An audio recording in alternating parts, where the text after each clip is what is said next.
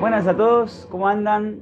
Hoy estamos de vuelta en otra edición de Periodismo Rugby Podcast. Hoy más que nada una edición especial para celebrar un poco el partido que se viene de los Pumas contra Francia. Estamos acá, como siempre, con Nico. Hoy no pudo estar nuestro otro compañero Santi, pero estamos con el mismísimo Daniel Dionisi, administrador de la página de Periodismo Rugby. Capaz algunos de ustedes no lo conozcan, pero él está acá con una gran trayectoria y con mucho para aportar y con una sorpresa que le vamos a estar mostrando ahora en breve.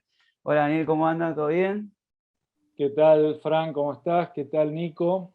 La verdad que es un placer estar con ustedes. Como dije en la presentación que hicimos en el blog del podcast, vengo a subir el promedio de edad, pero bueno, también voy a tratar de aportar un poco. Y en realidad lo que vamos, o la idea por la cual estoy hoy acá, tiene que ver con una versión extra del podcast que la vamos a ir haciendo cada tanto y que tiene que ver con recurrir un poco a un archivo que tenemos de innumerables entrevistas que hemos realizado, largos reportajes a figuras de todos los tiempos y también a figuras de la actualidad. Y a partir de esos testimonios vamos a ir contando historias en estos podcasts extras. En algunos casos vamos a contar historias, en otros casos vamos a tratar distintos temas del rugby, como puede ser el scrum, como puede ser los cambios de estilo en el juego de los Pumas, etc.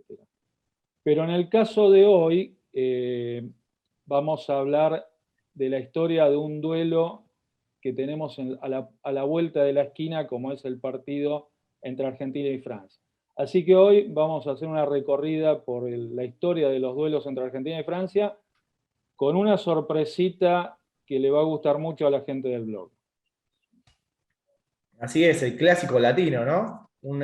Una rivalidad de muchísimos años, en la que, bueno, esta especie de informe tenemos a grandes entrevistados. Por ejemplo, está el inolvidable Pochola Silva, está Hugo Porta, está Agustín Pichot y muchos otros Pumas que estuvieron en esos años de rivalidad con Francia.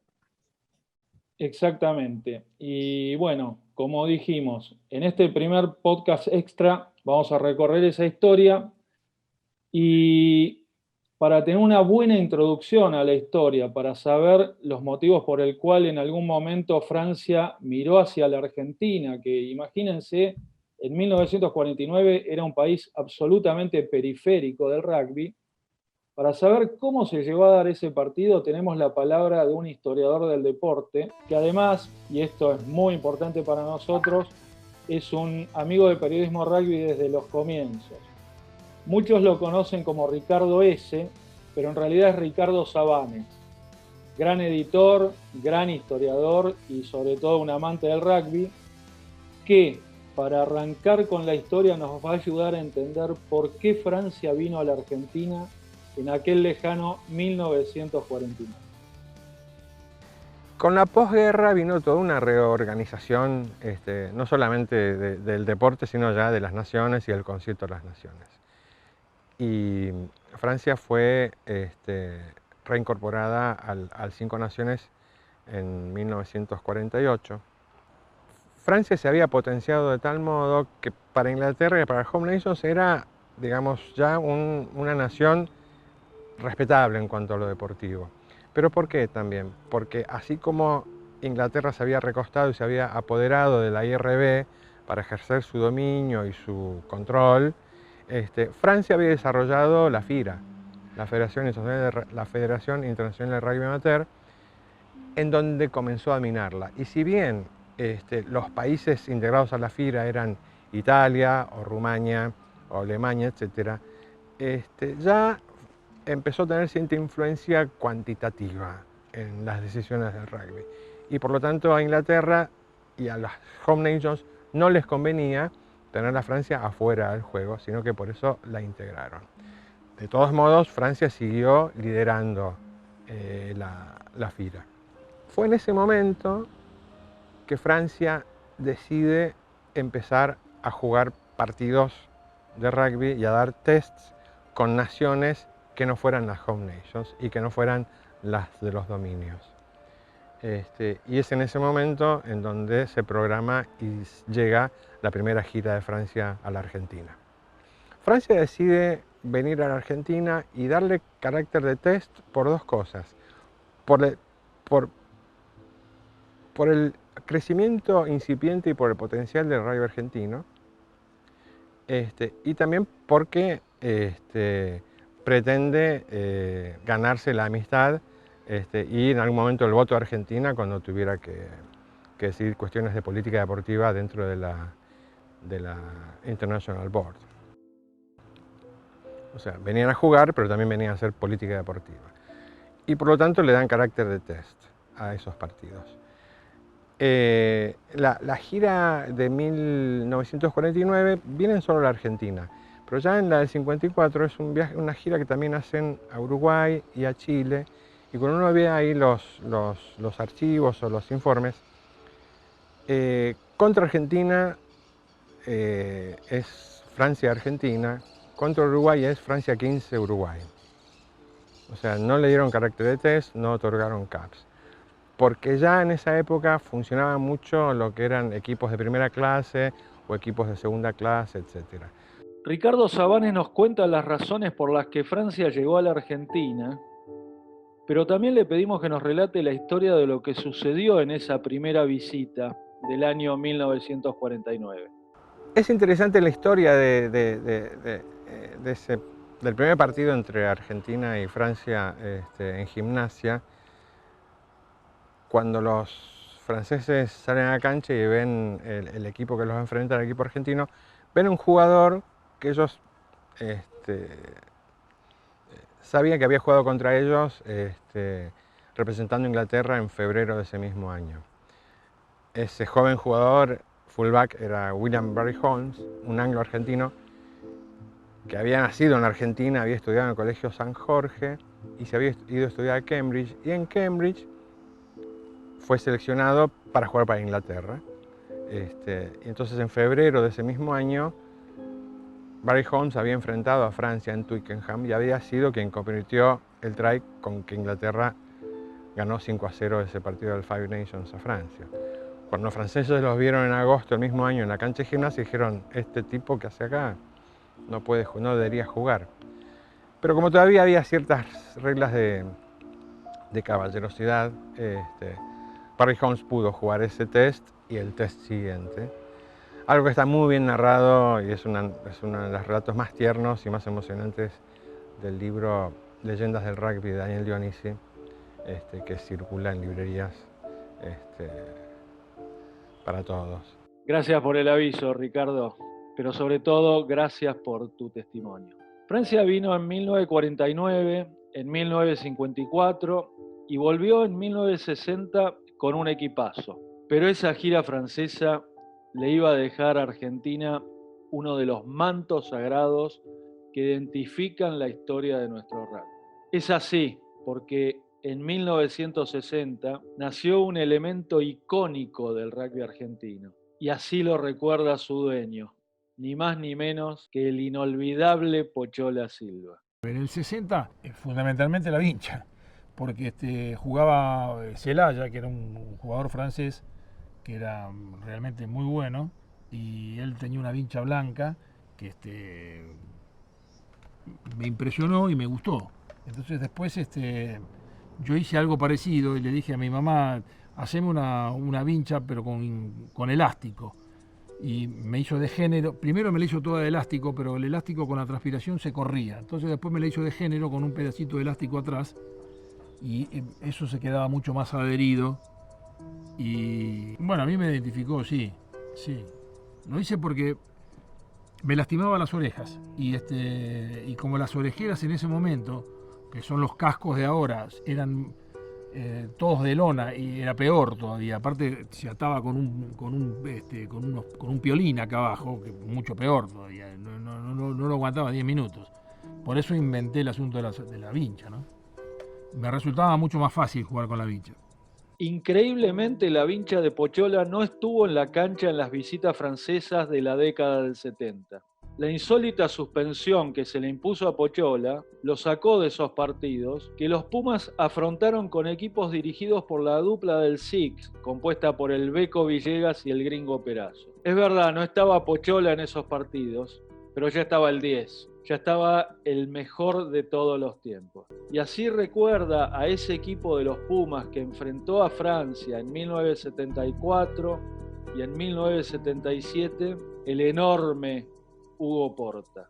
Ese equipo tenía una base de obtención de la pelota muy importante, que es el scrum, y jugaba mucho al scrum, y la verdad que dominábamos esa formación, y dominábamos a cualquier equipo con esa formación. Entonces, a partir de esa plataforma, como dicen ahora, podíamos construir nuestra manera de jugar.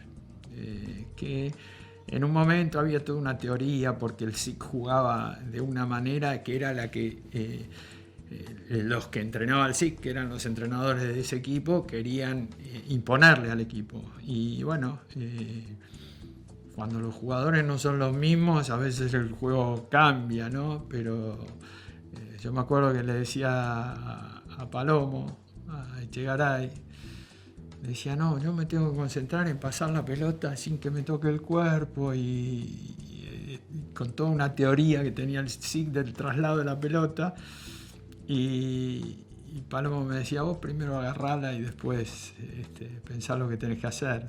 Pero bueno, era un equipo que estaba disciplinado y que jugó muy bien al rugby. Hugo Porta es el puente perfecto entre los 70 y el momento en que los Pumas le empiezan a ganar a Francia. Hablamos de los 80, hablamos de los guerreros, hablamos de las batallas durísimas. Y si hablamos de todo eso, el que mejor nos puede contar aquellas historias es Andrés Perica Currell. Me acuerdo que nos entregaron todas las camisetas y todo en el sindicato del seguro, y estaba el ruso Sánchez y dice, bueno, hoy devoto la gloria. Y dije, hoy es la gloria, devoto ellos. Le digo, hoy todo el público es nuestro, vamos por todo. Y me acuerdo que en el vestuario nos juntamos en la zona de los baños, porque Garretón estaba en el baño, y le digo, bueno, empecé con Garretón, vos hoy tenés que demostrar porque ese es el tucumano, porque es la naranja mecánica, acá nos tenemos que matar todos, lo tenemos que matar. Yo la primera jugada lo mato a Distrán, pero vengan todos porque va a ser una masacre.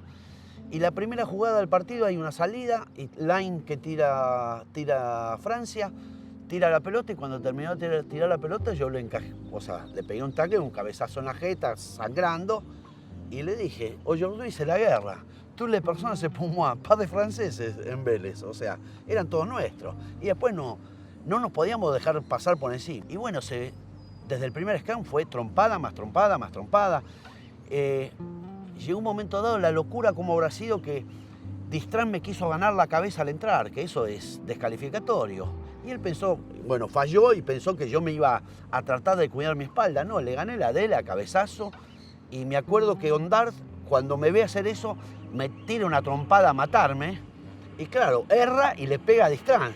Me dice Distrán cuando termina el partido, me dice, vas a ver en octubre, te voy a mandar al hospital. Anda a cagar. Después en el tercer tiempo, cuando voy al baño, me entró Rodríguez y Ondard, me venían a matar, con Jams. Y zafé porque Loriot, que había jugado conmigo en Grenoble, que estaba en el baño, y me separó él y el negro Retamosa. Si no, me mataban. Y me dijeron, en octubre te vamos a matar. Y varias noches me despertaba transpirando, y un par de noches me dice, se despierta mi mujer y me dice, ¿qué te pasa? ¿Qué me pasa? Que ahora vamos de gira a Francia. Me van a matar. Y me van a matar y voy a terminar en un hospital, porque me van a pegar una patada en la cabeza, por ahí hasta puedo terminar hemipléjico, lo que sea. Una locura era. Y la verdad que tenía un cagazo terrible. O sea, se te va a ir cuando entras a la cancha, te olvida todo, pero, o sea, el que dice que no tiene miedo en este deporte es un mentiroso. Más lo que era el contacto físico que había antes. Y llegamos a Francia, y lo primero que veo en el diario, Distrán descartado del equipo titular. Dije, bueno, zafé. ¿Por qué motivo? Bueno, tenía un problema en la columna y todo. Y Ondarte estaba suspendido, Rodríguez desgarrado. Dije, bueno, ya, y 3 afuera.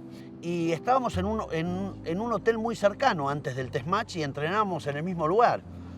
Y ahí viene Distrans, que ya no iba a jugar, y me dice, qué lástima, porque yo te quería mandar al hospital. Le dije, yo también, pero tenés cagazo, por eso no jugás. Y me dice, Darte a Piñé te va a sacar.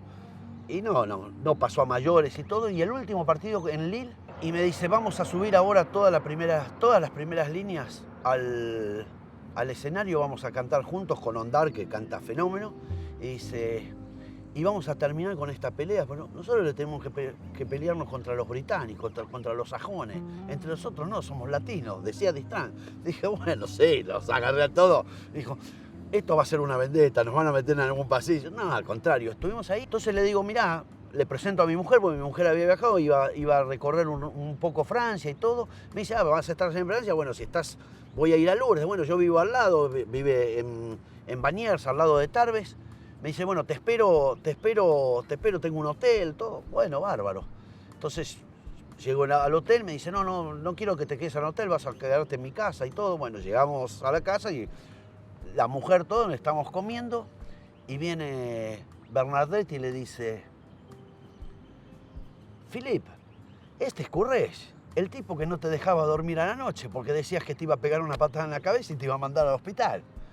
Y Mercedes dijo, a Andrés le pasa lo mismo, tenían pavura.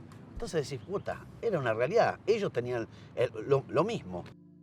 A partir de los 80, Francia y Argentina se convierte en un duelo especial. Sin embargo, los 90 son años difíciles para los Pumas, y la única gran alegría ante Francia es el triunfo de Nantes en 1992.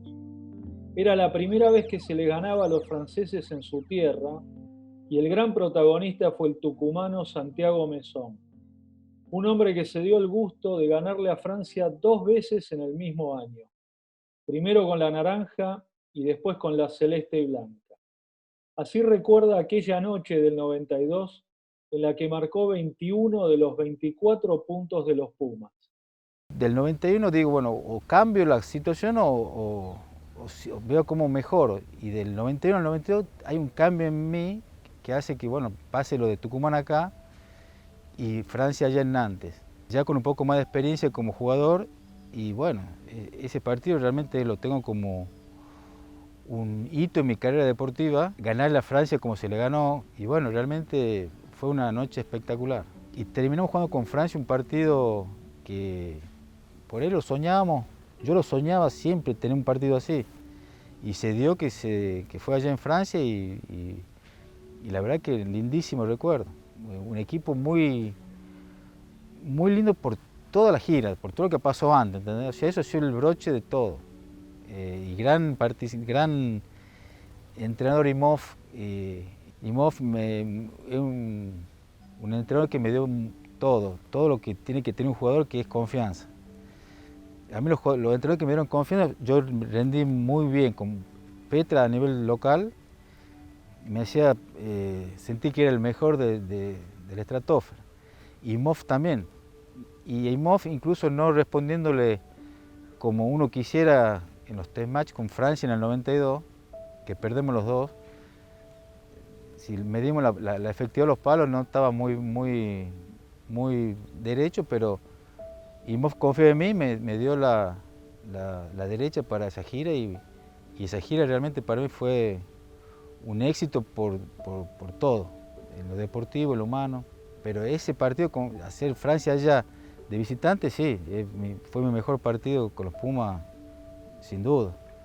Fue realmente indescriptible la emoción. La imagen que emociona de aquella victoria es la del abrazo de 2 jugadores ásperos como Llanes y Sporleder, bañados en lágrimas. Pasaron luego 12 años para que Argentina vuelva a ganar en Francia, pero, como dice Agustín Pichot, ese triunfo de Marsella en 2004 fue clave para que definitivamente los Pumas se sientan un equipo ganador.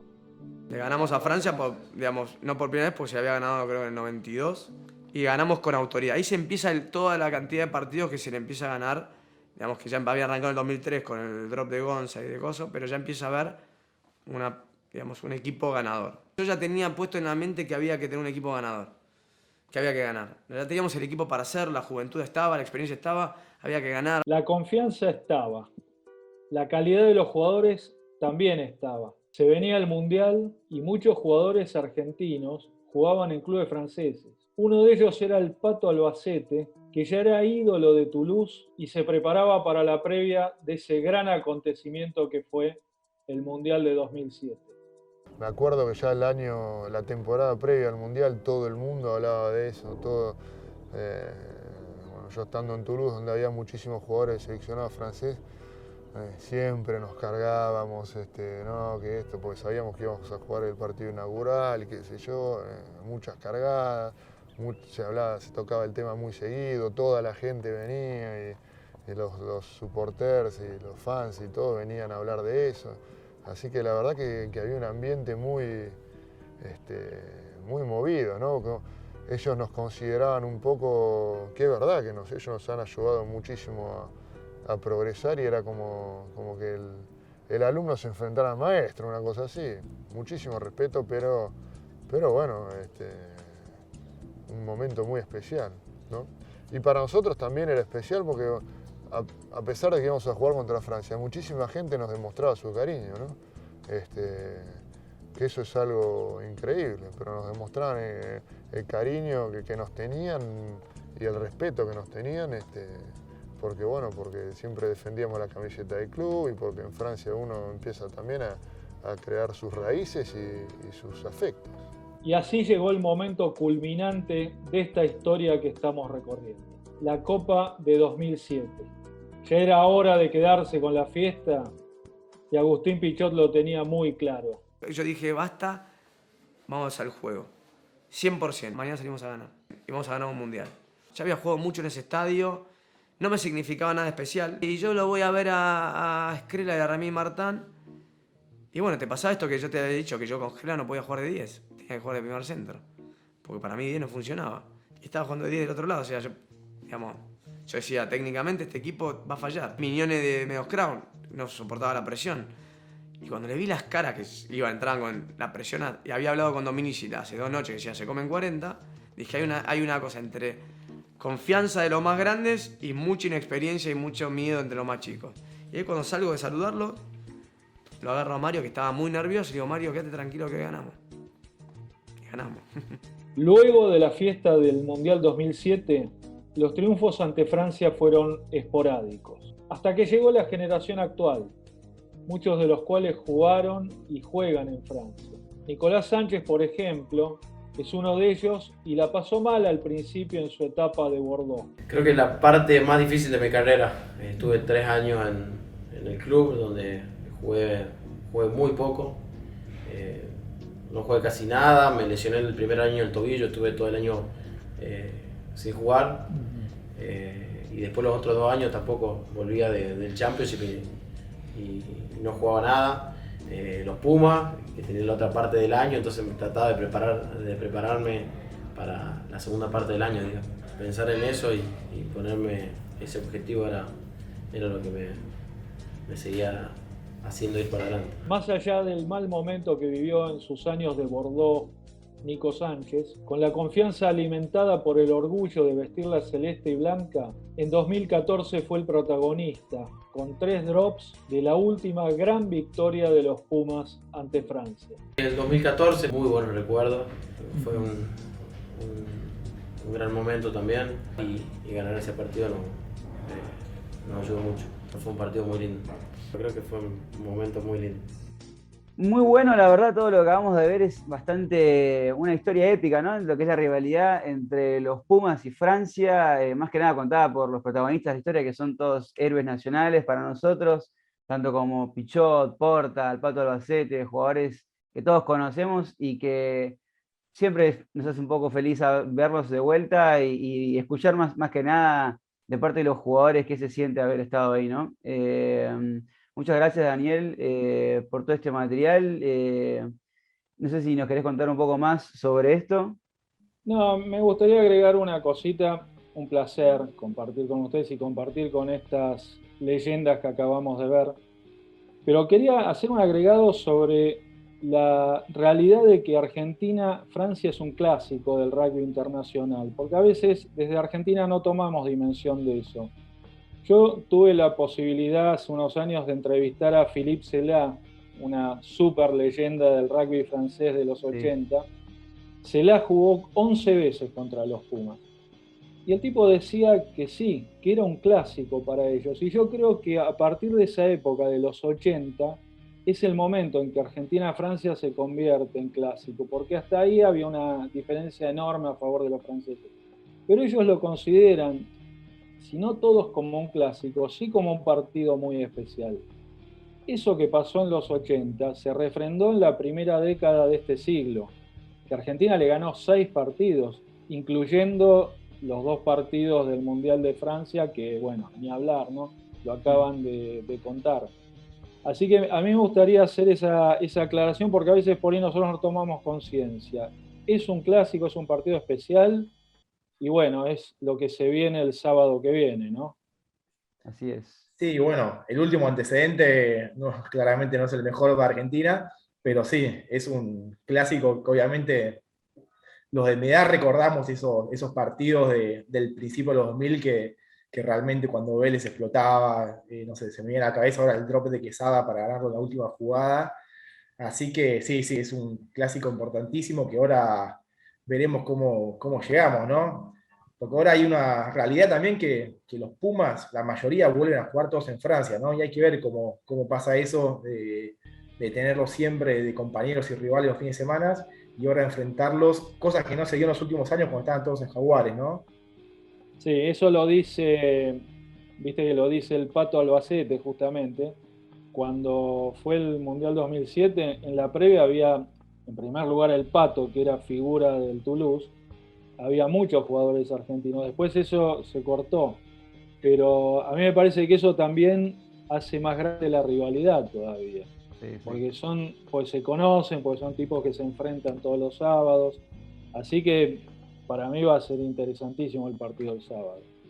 Así es, se viene un partido muy interesante, con una rivalidad que ya vimos que es de hace muchísimos años y que está bueno que se siga manteniendo.